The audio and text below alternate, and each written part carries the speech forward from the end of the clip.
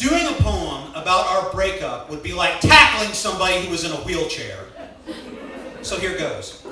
I was so stupid, man, because I got out. I got liberated. I was freed from that prison. And even though I looked over my shoulder a couple of times, even though like Byron's prisoner of Shion, I regained my freedom with a sigh. It was still freedom, and it was the right thing for me, and I knew it. But then she called me. She said, "Hey, baby, it's really lonely here in the prison without you. Why don't you come over and we can be in the same cell together again? And if you come over right now, I'll even ... Yes, the ... Now, it's a well-known fact that studies have shown that research indicates that when you break up with somebody and then get back together with them, usually what happens the second time around is that you live together forever and ever in a magical kingdom surrounded by butterflies and unicorns. So anyway, well, you know what I did.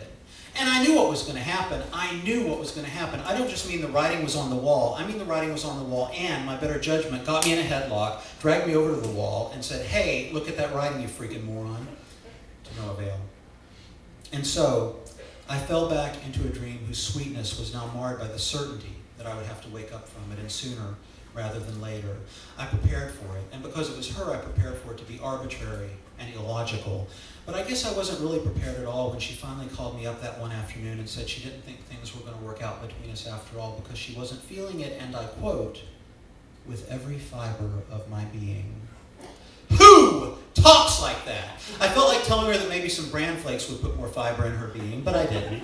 Instead, I walked back out into the daylight more briskly and without looking over my shoulder this time, and I told myself that the prisoner of Shion was a fool for not appreciating his liberty. But the thing is, I have a feeling she's going to call me up and try to third times to charm me.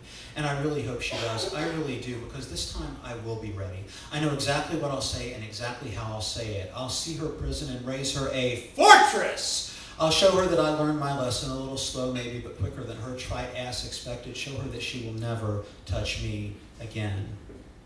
So yeah, I really hope she calls.